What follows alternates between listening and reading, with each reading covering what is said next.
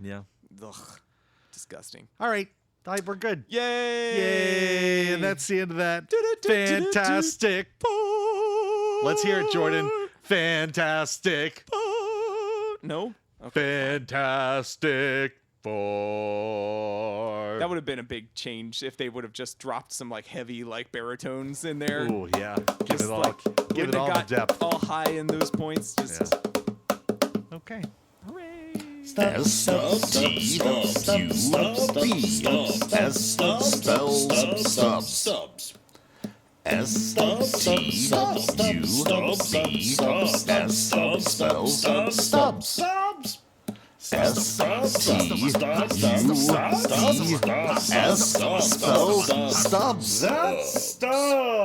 Ladies and gentlemen, welcome to part 2 of my conversation with Pessimist Prime about Fantastic Four First Steps, the latest Marvel installment. As always, please be sure to give this a like. If you haven't already done so, please subscribe to the channel on YouTube and give it a share. Yeah, I know I normally don't do this, but I'm doing it. I'm begging you up top. So, just a little housekeeping. I've got a couple things on deck, and just finished recording a great conversation about Black Sabbath and Ozzy Osbourne as we reflect on his recent passing. But anyway, as it is, as promised, here you go. The rest of this conversation for Fantastic Four First Steps. Thanks for stopping by. Getting a little annoying, I suppose, which From is the Fantastic Four over and over again. Yeah. Just a repetition. So on the But nose, yeah. From a, I don't have any musical concept of like, but I understand like the mechanics of things. So the times 4 rhythm that's constantly in it, because the melody of it is just that 4 4 4 4 4, like it's there. So it's like baked into a lot of the, not just how that composing and stuff is done, but a lot of the production and everything of the movie itself. Yeah. Like I think so much so is that the runtime almost is like dead on to like 4 times 4. Oh my goodness! Well, Or some like- kind of it's some kind of yeah, multiple of they're- 4 or they've whatever. turned that- That's why John Malkovich got cut, so they could get this down to the. They wanted it to be a multiple of 4 in their runtime. Right, sure. I why mean, not? sure, yeah. No, I mean, I want to say that his was just a byproduct of a cameo that they didn't have a huge reason to have. So, feel like it was just would have been an expanded sequence at the beginning. well, it's that is what I gathered. So what he I was, felt anyway. He was. This is getting into my Easter egg stuff that I have sets of notes and separations, but so his character at the beginning they do, which for the movie I'll just say from the get-go, the tone is great. I feel like that, and I have pitched this idea well before we even knew that this movie was going to be in production, or they had a cast, or it was even in the cards. Just the start of the MCU and stuff. From the first 10 years on, what we ended up with, it made sense, especially with the brief amount of history that we got from the MCU proper, that we knew of, like characters, heroes that existed after Cap. Okay, so like Kirk Douglas's Ant-Man. Yep. Existed during the Cold War era and stuff. Bucky was doing things. Yep. There are characters that existed. So it always made sense to me that the Fantastic Four would only always work better in a time period where they are more relevant then than they would be in modern day. Sure. So they just work better in a different time period because of the nuclear family concept, the fact that their characterizations I don't necessarily think hit with the modern aesthetics really.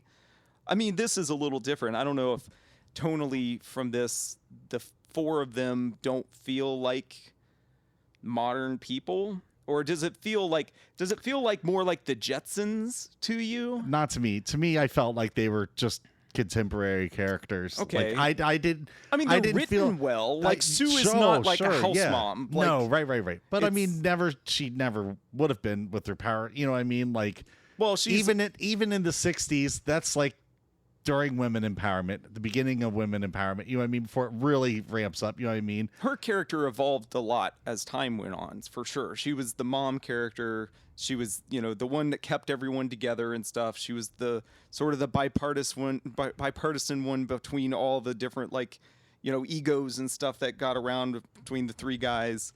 But for in this, they kind of make her out to be like the leader in a sense. She is the anchor for sure. She's out doing political, or not really political, but PR. No, publicity. well, she does that, but she's a. She's the head at the UN. She's the head of not the UN, whatever you want to call but it. it's the Future Foundation. The Future Foundation, which right. is a comic book group that they form, but it's mainly to teach kids of different power sets or different it's like a think tank or a summer camp for kids. I mean, it sounds like a group that James Gunn is going to put in his next DC movie, more so than it sounds like an institution to inspire the next, great discovery that's going to, change existence. Maybe. to make the world better. Well, that's what it's there for, right? That You know in this concept of it's 1968, I think is when it's supposed to take place, and it's a alternate reality where just the nature of them being around, and Reed Richards being a super intelligent guy who's got tons of inventions and stuff that he shared with the world, it is leaps and bounds farther in its era of the 60s technologically than we probably even are now. They literally have flying cars. They literally have robots and stuff. So that... Well, they have robots. Well, it's not. No, it doesn't appear that robots seem to be. They are. When you see the Fantastic car, it's their car, it takes off and Ben's driving it. He barely skips over a dog that's crossing the crosswalk that is being led by a flying robot. Oh, okay. So they're robots that exist within. I mean, again, I love that setting. That setting is great, and again, it's perfect for future, this, right? Very, very early concept Walt Disney, and they draw a lot from early Walt Disney concepts and stuff of how Tomorrowland worked, how Epcot was supposed to be. Yeah. A lot of the early Disney TV stuff, the branding and things that they had for their marketing, like the logo for Marvel Studios looks like it was a marquee that would have been used for advertising Disney or advertising something from that era. They did such a great job establishing not just where it exists in its time, but to give that nostalgia feel of this is what everything would have looked like and been marketed as it's real. It feels real. Yeah. In that sense, even though there's fantastical elements. Okay. So anyways, the beginning of the movie, they touch on the origin. You see some flashbacks. You see them, Well, they just tell you. You see it's exposition. The NASA-esque footage of, before they go on the launch and everything. And then, well, no, it's not just that. It's all narrated by the Ed Sullivan kind of guy who's similar. You know who that is, right? I recognize him, but I don't know. It's Mycroft Holmes. That's who. Yeah. Okay. Yeah. So he's he's the TV show host who's taking the audience through. Right. It's funny that he's telling them all of these things that they should already know, and we're seeing as the audience all he's the visual clips recapping and the stuff last for all 4 this. years, right? Sure. That's what it's meant to be.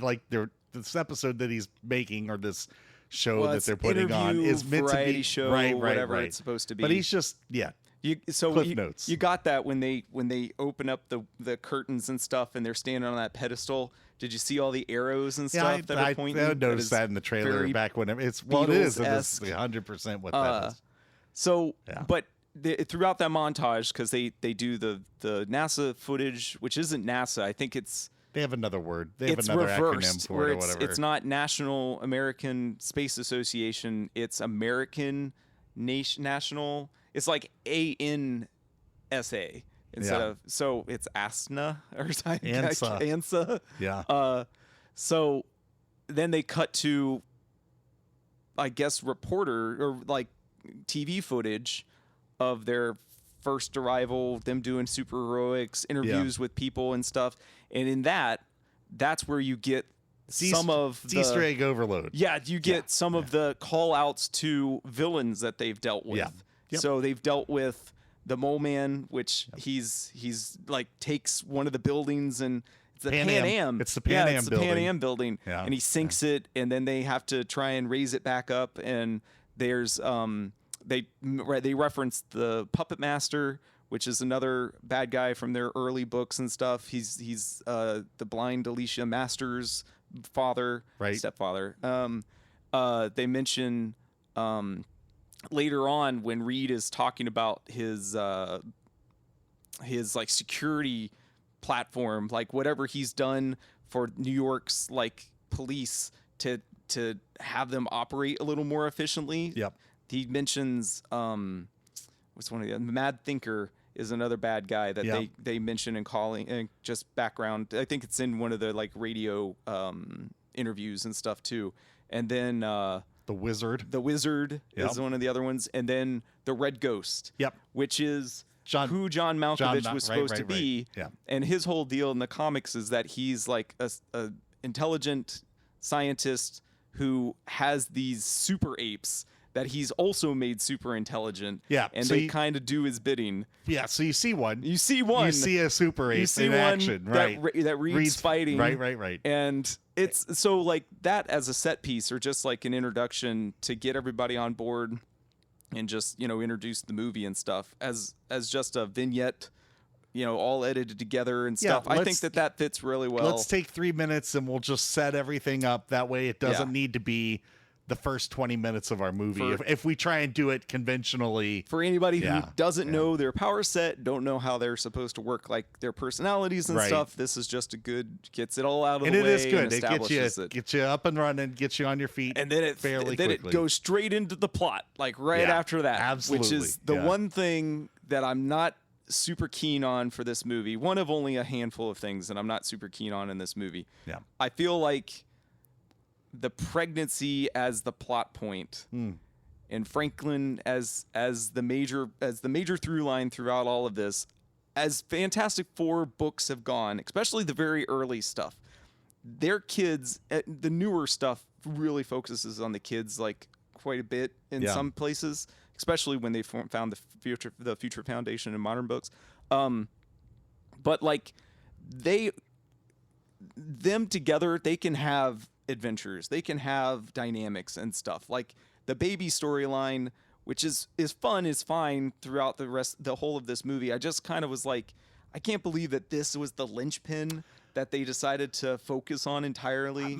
Honestly, I think bringing him in might be one of the bigger elements going forward, and we'll kind of circle back around later, and all that. But it was, I don't know. I didn't mind it.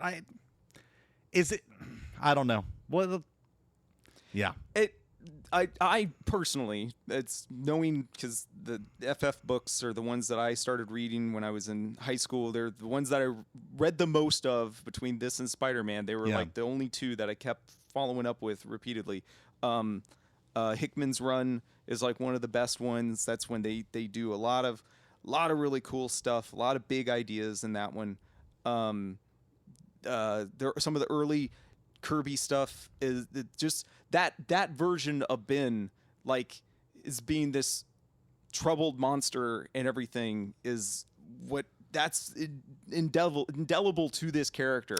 In this, it doesn't feel like I was gonna say they don't make him as weighed down with it, right? He's a little lighter. So he just feels a little lighter compared to the other one. Talking about the characters themselves. So the characters themselves and the actors.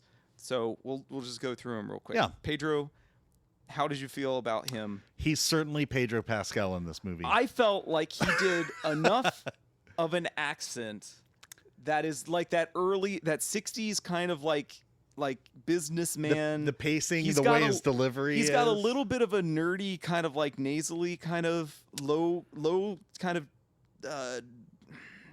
he does something with his voice. I saw interviews with I him where think he his was like, demeanor in general, he plays down a little bit. Like he's kind of postured down a little more. Maybe. Not saying like he's completely like, I don't know.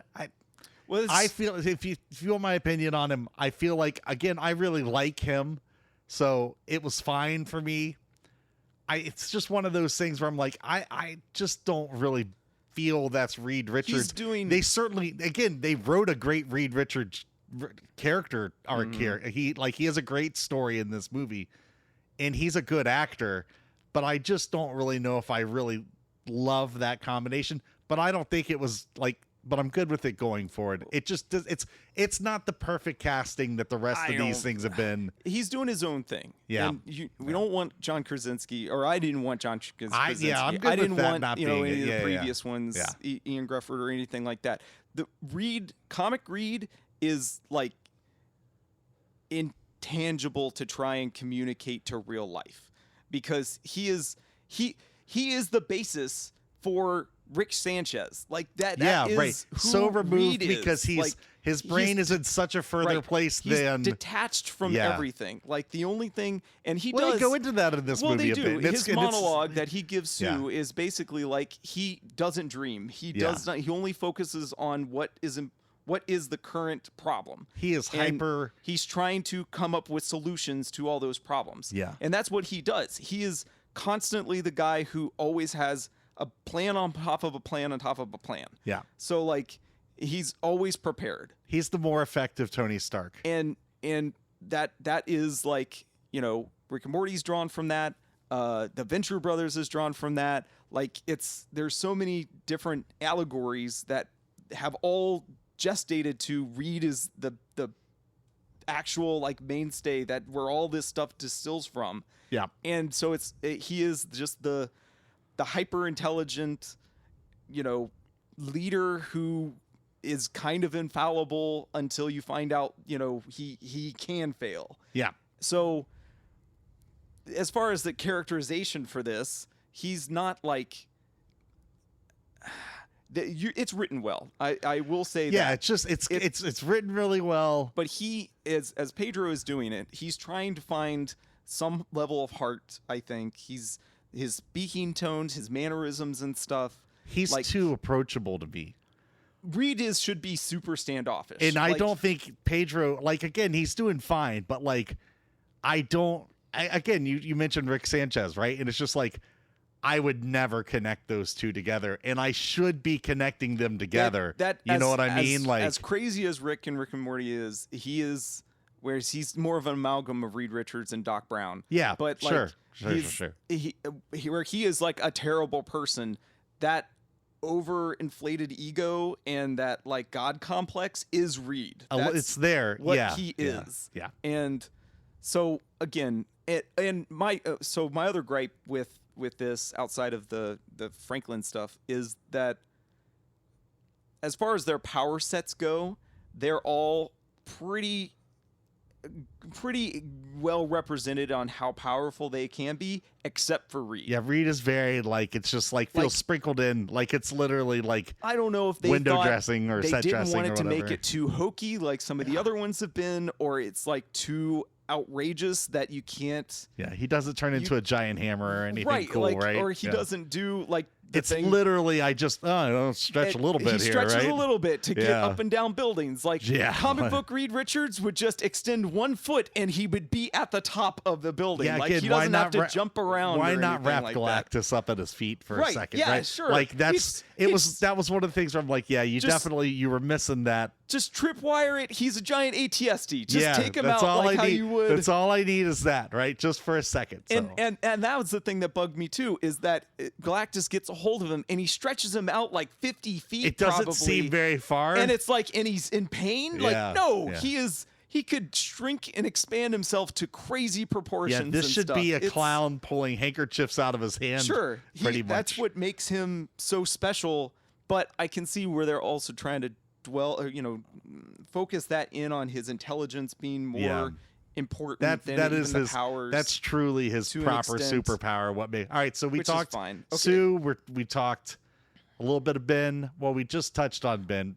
Do you want to? Well, so we'll do Ben last. So Johnny is, as all other characterizations, as Chris Evans portrayed him before, he's the hot-headed ladies' man who doesn't take orders and, is very stereotypical, kind of like young adult guy. See, I felt he was really toned down in this movie. Well, so in this, yeah, but yeah, his character, Johnny Storm's characterization normally is all of those things. Go ahead. It's so awkward to include him in the confines of the rest of the adults, because even in the 60s when Reed puts together Space Teen and stuff, there's no reason for Johnny to be there other than him just being the kid brother of Sue. Sure. He's like never even in the comics, like he's not a highly intelligent guy. He doesn't have like a PhD in anything. No, he's just a kid. He's literally Sue's brother, and it's just like, here he is. Got some mechanical ability or something like that, but he's just there in comics, and stuff. He's got more redeemed qualities and stuff than that. But at least from the origin and stuff, he really doesn't need to be there. So for this, they don't really say. Reed says during the whole NASA, footage scene and stuff, that he picked the best people, and they happen to be, the people he cares about most, or his family or whatever. That I assume that Johnny has some degree of higher education. They certainly went out of their way to make him a smarter person in this movie, right. I felt. Even though he is younger, and he does say, like... He doesn't feel brash or rat, you know what I mean? For his character, he's the only one that it's like, it's a say, don't show kind of thing. Yeah. Because he kind of says, oh, I love women. I love space. Sure. But like, we haven't... But we don't see that. Yeah, it's like, other than his... Again, and like, as he talks to Silver Surfer, like... I don't buy that he's really into her for a hot second. Like, again, that like, relationship, like even his infatuation is just kind of like deadpan. It feels so, and I think that kind of hurts, because again, it's like, well, if you guys had leaned into that, that would have been funny, and it would, you know what I mean? If you saw him doing, but again, I don't know if it's a modern audience thing, or you're not trying to recreate stuff that Chris Evans. They were a little too conservative on that. As far Johnny feels too conservative to me in this movie. No, like, especially with. Yeah. I mean, he's fun. He's funny. Kind of. He does have a purpose with him being able to Like, you could have said that he was just a music fanatic or something like that, and that would have explained why he had an ear for listening to another language or something. Yeah, or there's give him like a language-based like education. Yeah, I mean, so that again, it's just as a throwaway. He just figures out this giant puzzle that seems like it would require Reed Richards to do, which would take and instead it was months for it to like formulate and for them to build those transporters and stuff. I figured out one word. I can make this work, and it's like, wow. Him having literally a cipher, a Rosetta Stone that he builds the rest of the alphabet of that language. How many people you think watch that movie and are like, oh, well, that's an error. Rosetta Stone didn't exist back in 1968. Like as the program, right? They don't realize that people it was don't an realize actual mythological thing. Well, it's not. I don't think it's mythological. I'm pretty sure that's a proper.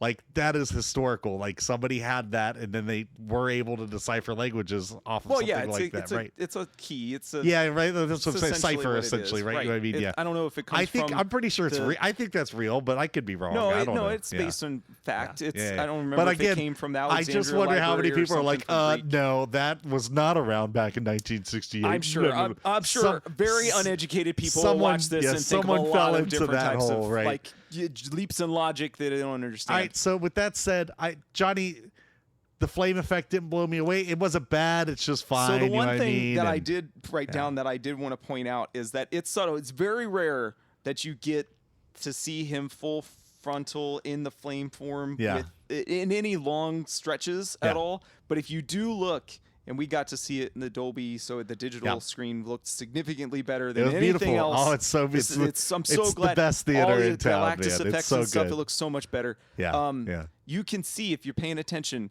the heat lines, the vertical heat lines that are going down his body. Yep. They're subtle, but they are there. You can see it really on his face, and that's a very Kirby-esque drawing mechanic that he did to with very easy to portray that. You don't have to show flame. You just give the idea that he's irradiating heat with some lines and stuff. So I appreciated that look.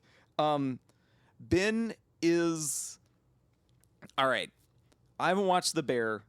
And the only other thing that I remember, Eben Moss Beresha, I can't remember pronounce the last. I don't know. Name, yeah, but is he's in Punisher. He's series. He's Microchip from goodness. Punisher. Okay.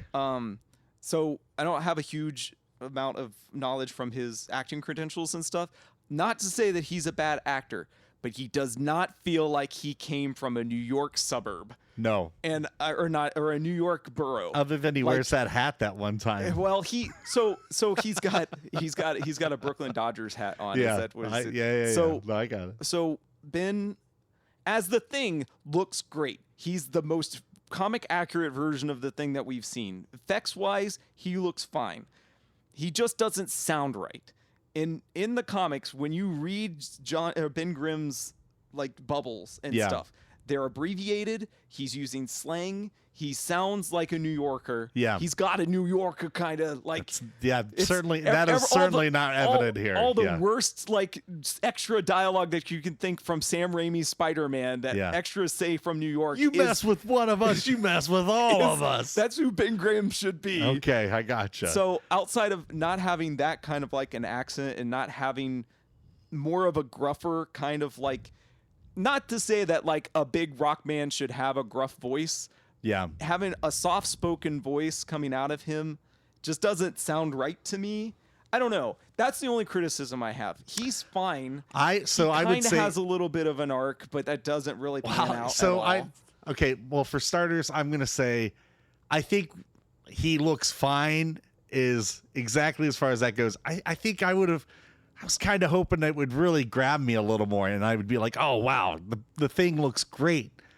And it's just kind of there. Well, but is that not the point of the visual effects? Right. I mean, look, I'm never going to look at it. I certainly accepted it, but I don't know. I was kind of hoping. I don't know. I just was hoping to feel a little more grandiose. He's fine. Again, I prefer keeping him lighter. Like I don't He's not need supposed to be as boisterous. Well, I'm saying as far as the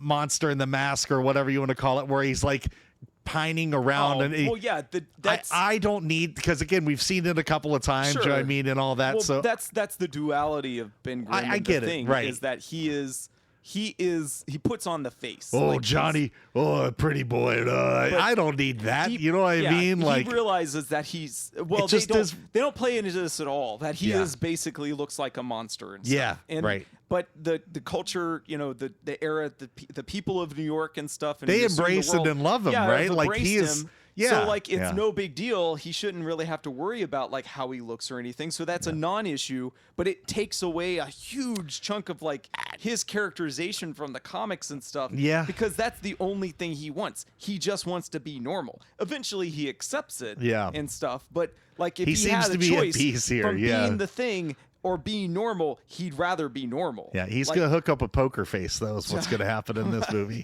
So Natasha Lyonne. I didn't even know she was in this movie. Oh, really? It was a big surprise to me. It's a very weird. It's a small bit ancillary.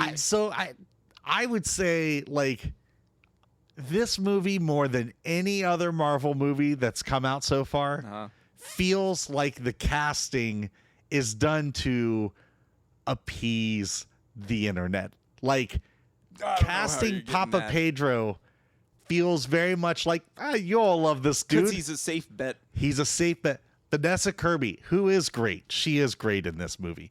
But she is the best part of this movie. But she's also kind of, I feel, a bit of a safe bet. All of them are just kind of safe choices as far as the casting goes. I don't know. The kid, what's Johnny's name? The Eddie. Why I say Eddie from Stranger Things. Yeah. I can't think of his name off the top of my head right now. Look it up real quick. But he felt like he was just, they saw Stranger Things and was like, oh, everybody loves this, right? Let's get him. And I don't know if that's really the reason, but I mean, it kind of feels like it was playing into a very quick, not necessarily here's the best actor who would represent. Let's capitalize on somewhat of a hot commodity right now is what that feels like to me. I mean, it could have been worse. We could have ended up with like freaking one of the other Things kids or something like that. Dustin. Sure. Big But- old braces. But oh no, Of course, they're all 50 now. Can't wait for this summer. Or when we watched this last season of Stranger Things, and they're all in wheelchairs coming out there to They're finish basically this, so adults. They are they adults. all got to be adults at this point, man. Like as far as the actors go. So Anyway, Eddie Red. No, not. I keep wanting to say Eddie. I can't think of that guy's name. No, that's who. Well, you're just getting it confused with Yeah. the Stranger Things character. Yeah, Hang yeah, on, I'll yeah, find it in yeah. a second. But anyways, Silver Surfer, Joseph Quinn. That's who. Joseph Quinn. There you go. Silver Surfer. Girl from Wolfman, who's also. Oh in, my gosh, who's she's also even in, more. She's even more. Just no emotion in this as she is in the Wolfman. Like she's basically not taking that big of a leap in terms of like characterization, let alone like she didn't have to try that hard. You just gotta show up, sound threatening, and kind of have some general emotion, I guess. Honestly, as I watched it, I know a lot of us bang on. I love practical effects. I love people makeup and all that stuff, and doing her likeness and everything. But as I watched that, I was like, there's no reason to be imitating her likeness here. Why? You're just saying, make it a pure just CG make it character, a generic kind of looking face. I mean, again, I don't even care what it look. You make it look like whatever you want. It just yeah, and she's fine. But to me, it's just like that character is meant to be kind of muted, obviously, right? It services the role, but it services it does the role, the same yeah. thing as as all Silver Surfer media, his characterization and stuff. For as many people and everybody think that likes him, his origin is always he's the Herald. There's some interpretation, I guess, she's that the Herald in this one. We're using they, go ahead. Whatever the collective of characters that have been Silver Surfer. Right. So that origin has been basically what it gets explained in this movie is that Galactus shows up at his planet Zinla, which it basically is going to destroy it. Norrin Rad or Shalaba in this one presents. Well, in the it's very Temple of Doom Shalaba. kind of like just coming out with some generic That's what I needed Galactus to do at some point in this movie. alien Shalaba. language, just speaking nonsense. Yes. For some reason, he can speak English, and it's just Yeah, you why just not? accept it. Yeah. But like they don't even say like how Norrin Rad in the comics makes an effort to make himself known to Galactus. He's not just like shouting on the mountaintop or something like that, hoping that he'll notice. Well, sure. He actually that society in the comics it's not a spacefaring society. They've sworn off from traveling in space because they think that it's just going to interfere with their own cultures and stuff. So they're isolated, right? Yeah. So he finds an ancient ship that is from his people to shoot up into space so he can meet Galactus personally and basically beg for mercy for his planet and offering himself to service him. In this, you get the one cutaway where you see her as a normal person with a daughter, I guess. And then they explain that's Galactus what she does, is though. up in the heavens. You see his ship, and it tractor beams her up, and that's it. That was a weird. Did she weird appeal visual of at that. all? Did she like? She did. They said that she begs for mercy for her said planet. that she was a well-known scientist or something like that. But as far as we know, she stood out in the middle of a beach and got beamed up. Yep. Didn't really have to do a lot, I Nope. suppose. But anyways, that's all.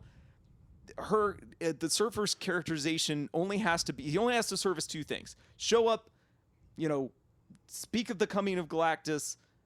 Turn around and cause a little bit of mayhem and stuff because he's super overpowered, and then realize that he actually has some humanity and turn on him. That's the only thing he has to do. Serves the purpose. Does And that's what he does essentially. Yeah. Where is she throughout the whole third act? I don't know. He told her to go find the baby.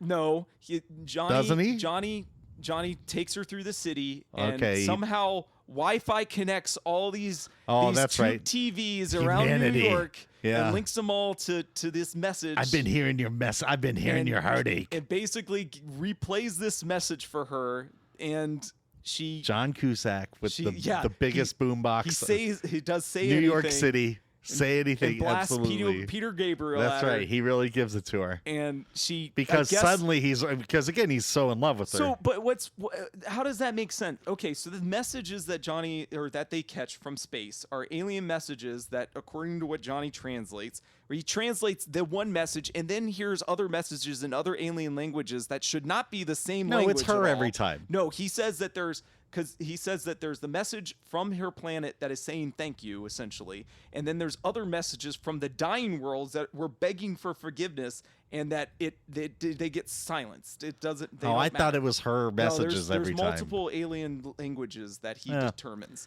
But so, anyways, that gets broadcast out. They pick that up, and she just doesn't care. No, she cares to a degree, it seems, because she's sympathetic, I think. She takes off. She's like, I'm conflicted. No, she gives him the message, or like her translated word, his Rosetta Stone language, or message that he gets from her. And that's kind of sympathetic. Like, she realizes the plight that the world is going to get destroyed, I suppose. But then at the end, like when he plays her all the other messages and stuff, she then realizes that she's been wrong this whole time. Well, he tells her, he says, somewhere in there, you wanted to save people. You don't have to keep doing this. Help us defeat Galactus. He pleads to her. Yeah, he makes his case. The surfer in the comics and other media and stuff has been brainwashed. Yeah. He doesn't remember who he used to be. That doesn't seem to be the case. He doesn't remember anything about his previous life. The only thing he knows is to go out in the world, scout for Galactus, find worlds, and then that's it. Yeah. So, but we don't get that at all. We don't know if she remembers who she was, or she's doing this. Oh, she seems like she does. She's able to explain her situation. She explains that she is the one that tells us that she joins Galactus by sacrificing. By Johnny tells that pardoning story. That. He gets that story from the translation. I thought she told him no, that. She remembers. Who cares whether or not she remembers? He had months to translate this stupid thing. Yeah, he got her whole story. There's a baby that's been born and half grown by the time he figures all this stuff out. Man. Well, it's an infant. All right, but her whole bit. I mean, she's kind of throwaway. She has her little redemption moment, sort of at the end. I'm confused where she disappears to. When he shows up at the end and whatever. She's sobbing. She's off crying. Speaking we talking butt kisser now? Huh? Gonna talk butt kisser now? Yeah, we're gonna talk about the bum kisser. The bum kisser? The big old giant bum kisser. Rendering he can kiss the bums of planets. A very expensive massage useless. Gone useless. My hands were like this. It's clinched. Yeah. All right, so quoting the IT I was gonna say who don't know. Ralph Ineson, right? Is that his name? Yes, Ralph Ineson? Yeah. I mean, even though I think he did practical for it, I saw. Practical. There's a full-blown suit. I would love to see, like, all right, how much did you do? Stages that they did the motion tracking for, which seems super excessive. Now, one of the things I'd love to see some of the other behind-the-scenes stuff for this, because the practical stuff that they did for a lot of things is they did a lot. Yeah. There are miniatures that are in this. Yeah. When he's walking down the streets, those are miniature shots. So if he's really walking down those streets kaiju style, I think so. That'd be super cool. And I want to see it. That would explain why they built like a full blown costume and stuff for him of this Galactus suit. I also feel like his scale kind of changes occasionally in that third act. Though. I mean, he's as the buildings. He arrives onto one of the shorelines. I'm not sure what part of New York, and he's just crossing through buildings. He's right by. He comes right in by Statue of Liberty. He's right? not. So. He's way bigger than the Statue of Liberty, but he's not as big as the Baxter Building. It's only at eye level with him when he reaches when he in scans. and grabs the kid. Yeah. So he's not as tall as the Baxter Building, at least. Yeah. So but on that ship, he seems massive. Way bigger. Like super huge. Yeah, and I mean maybe it's because there's no sense of scale for comparison. Really, well, they're so small and they seem very It's a massive ship. So, but anyways, it kind of looks like that actor. The nose for sure. Oh no, I definitely feel the face. I so had they no used problem with the his visual. actual, they absolutely used his physical likeness, mannerisms and likeness in the animated model. Apparently, I don't know if this is true, but I heard as part of his like prepping for this role, he went to the top of skyscrapers and looked down on people and was just like, too. I wanted that perspective of what it would be like to see people from that high. Over. What's that Loki line? He's like, an ant has no conflict with a boot. A boot. Yeah. Or something to right. that That's effect. pretty much. Well, It's that's basically exactly what this. it is. Yeah. So yeah, he just sees everyone as small and infantile to him. Yeah. But so he's fine as a monster who has the hunger, and that's his only characterization. All right. So Galactus's origin, which they kind of allude to in this, like Reed surmises some of this. I'm not sure if he because he's like, oh, it's older than our galaxy. Right. Reed connects. Yeah. So they basically like kind of confirm this in the movie itself. So in comic lore, he is from the universe that came before ours. So like at some point the universe ends and then it restarts again. Yeah. There's always another big bang that happens that starts the universe anew. Yeah. In the Marvel universe, this universe, or the Marvel Comics universe, is the 7th iteration of the universe. So the 6th that came before when it ended and a new big bang sprung from it. Galactus, or in his native form, his name was Galen, was a astronaut who basically survived the end of that universe, and then when it was rebirthed, he, as the only survivor of that universe, was christened into Galactus. So he also serves a function, which he says he's the surfer says that he's a universal constant. He serves a purpose. Man, throughout the just galaxy. think if Thanos had this guy in the galaxy, he wouldn't even have to do his thing. He'd be like, this guy will keep it all balanced out for us. He's keeping the balance. He's keeping the that balance. is what he's supposed to be for. In normal comics, he is the Celestials, and he are two sides of a coin. The Celestials are going out there and spreading the galaxy with seeds. Right. They're creating new universes. They're creating new life and stuff, but they don't know how to stop. They keep doing it. Right. And that's just their function. That is their function in the galaxy. Galactus keeps the balance by destroying it. Right. So like the life that they create, he is culling so that life doesn't, go unwarranted and spread everywhere. Yeah. So again, and this is, I don't know if we talked about it, it is an alternate reality. This is not the MCU proper. This is right. This is a different. Hang on, I got it written down. It's 628 or 608? Nope, it's Earth 828. 828. There you go. 828 is also a reference to Jack Kirby's birthday. Okay, that's cool. So this is very Kirby heavy with a lot of influences and stuff, which we'll talk about towards the end here. But as a tangented universe, which that's the I don't have a ton of gripes about this movie, but it is totally encapsulated into itself. Like you go into this, and there was this part of like the initial like shock value disappointment that I had after this.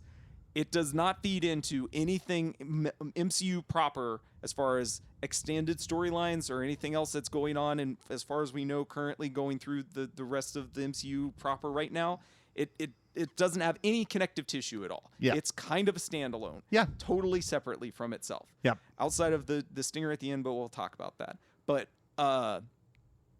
which is fine. I actually, as I've reflected on it over the past couple of days, I'm like, I could watch this by itself. That's right. Repeatedly. I think, and not have to go through the whole of the MCU catalog. Yeah. And in order to get to this one, you can watch it whenever. I think this is intentionally made in that way because I would imagine they're hoping for people to say, you don't have to catch up on anything. Just go watch it. You'll enjoy it. And you won't have to worry about being like, I would say this was made that way intentionally. Knowing what we've got through, post-COVID, through Phase 5 and all the criticisms and stuff the MCU got for stretching itself too thin and introducing this is so all much just stuff. post-Endgame still, right? Is this a counterpoint to all that, where they realized they needed to double down, make it more self-contained, not as many branching storylines and stuff that would be like all the criticism that they got from Phase 5? Is this the course correction that we were expecting? I would say no, because to me, Phase 5 has movies like Shang-Chi and Black Widow and Eternals. There's a bunch of those movies and stories that didn't really branch out into other things. No, they do. They do a lot. Well, okay. Given We did a whole episode about it. Every one of those has some tagline at the end of it that introduces some new connection. That's never going to get paid off. But that's what I'm saying. That's not a connection. That's them planting the seeds to something that's never going to come. You know what I mean? Like, I don't think the other movies lack of interconnect. Because again, I know for me, like, one of my gripes post Endgame has been there's no direction. Yeah, it just feels like we're spinning our wheels, and it's too much monster. It's too much separate stuff. It's right, and it's just like unified. Yeah. Where's the connective tissue in any of this? I felt that they are very disconnected.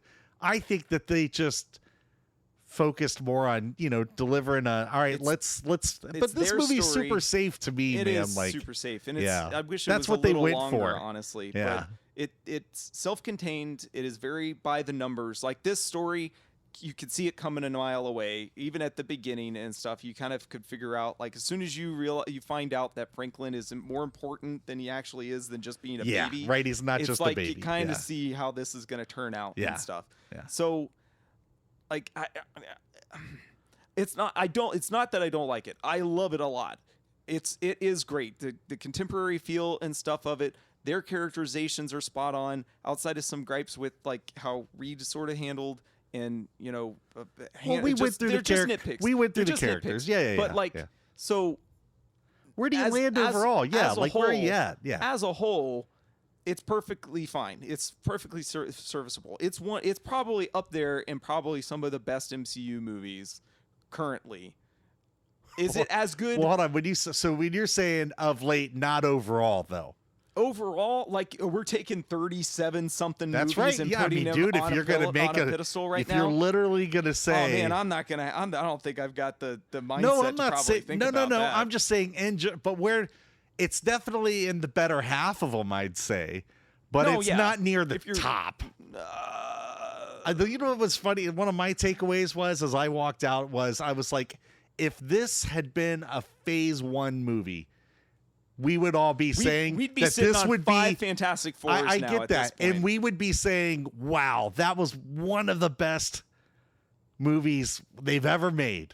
But I feel like we can't go like this. This still feels like a bit of a step backwards as far as like they've just brought us too far. To bring it back to something like this, and that's right? part of the reason why I kind of had that shock value for it and stuff because it's not propelling the narrative at all of the. Well, MCU I think Franklin right is now. literally the narrative that it adds. Okay, all right. So Franklin we kind of skipped over that. Okay. So Franklin's point, the whole purpose of that character, that baby, as he grows up into a young adult and stuff, is he is quite possibly the most powerful or one of the most powerful individuals in the Marvel canon by far.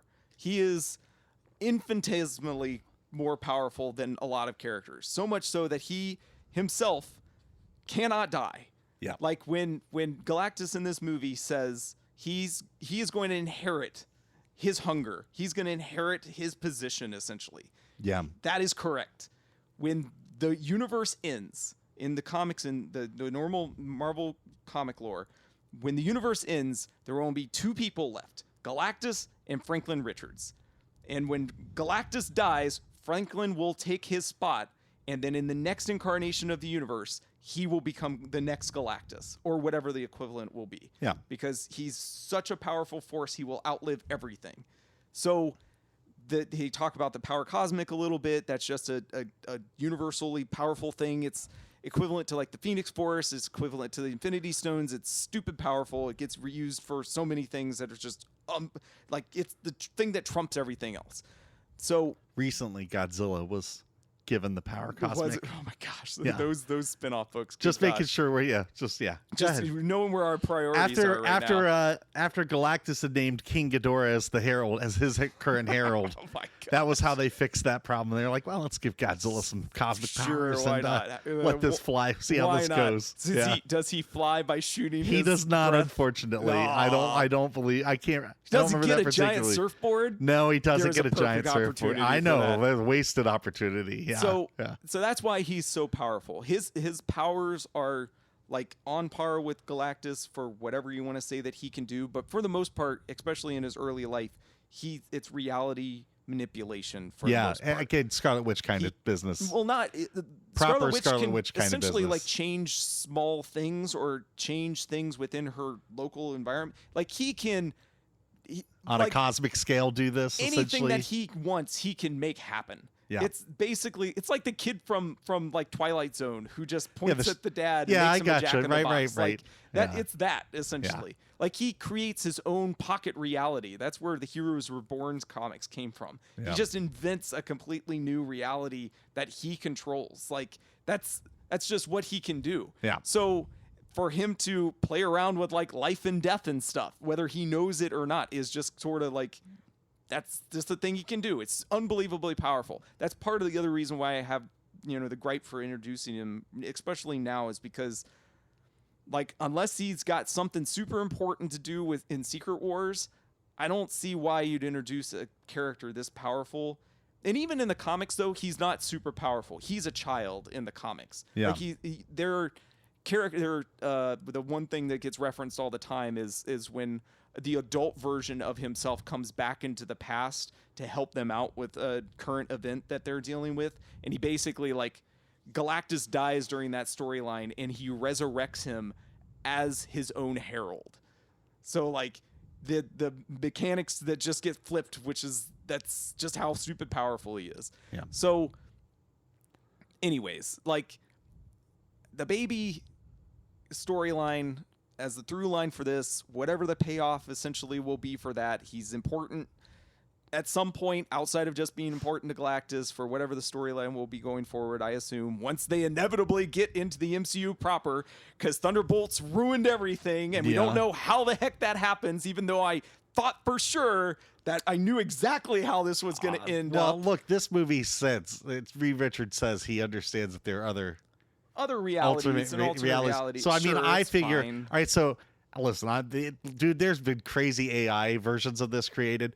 What do you mean, crazy AI? Dr. Doom showing up at the end of the movie in the stinger. So what are you AI? People have made versions where he takes the mask off and it's Robert Downey Jr. Like, AI art is out of control. Like they've made alternate version video clips. You're saying like people post stuff on YouTube that's basically oh, this is the actual ending scene when it's not. It's just AI created. Well, crap. yeah, but I mean, it's got the kid, and I mean, like, it looks. I mean, again, like.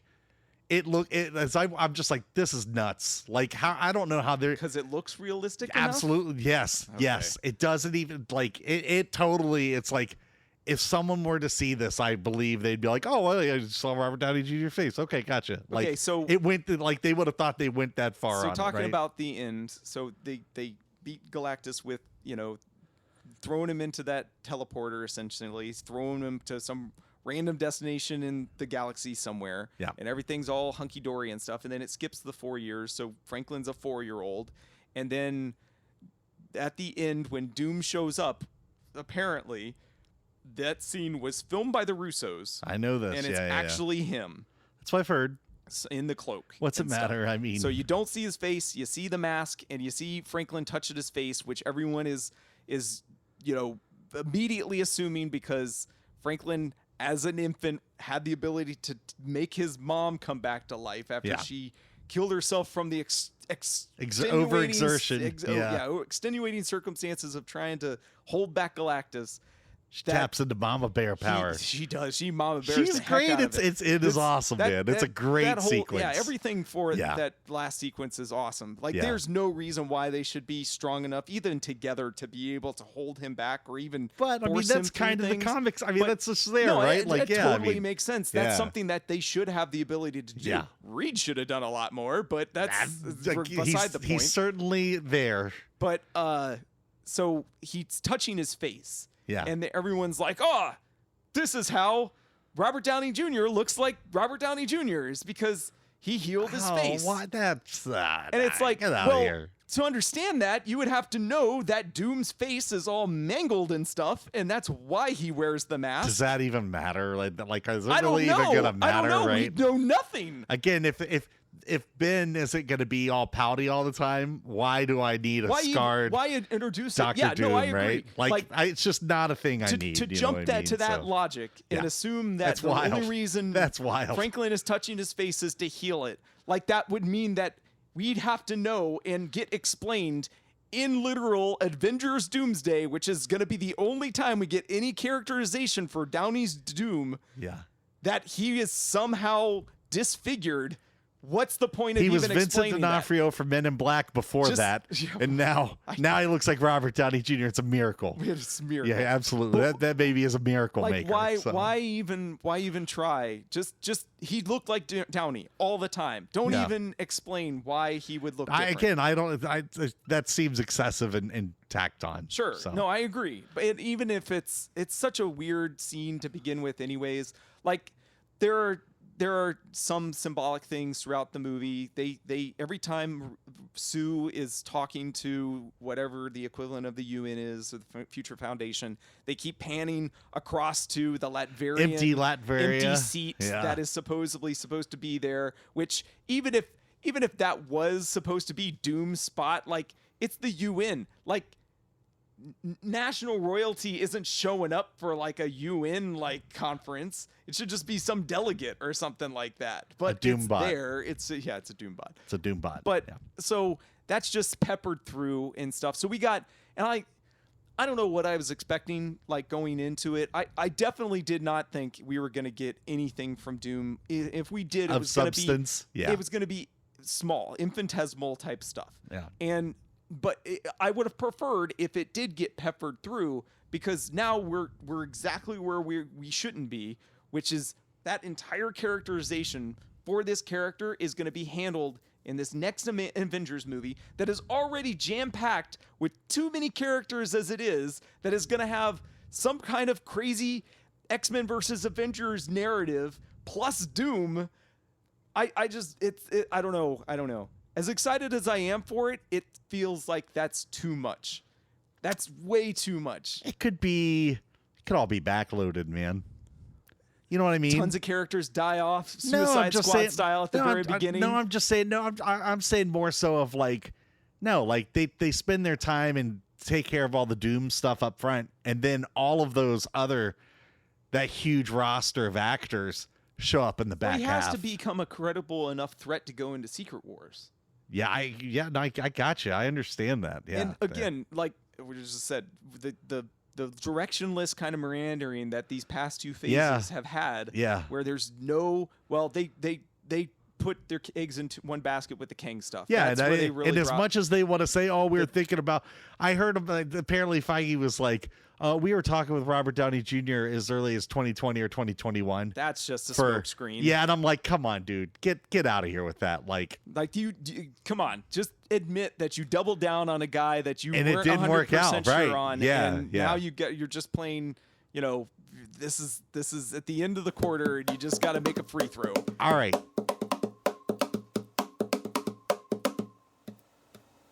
S-T-U-B-S spells stubs.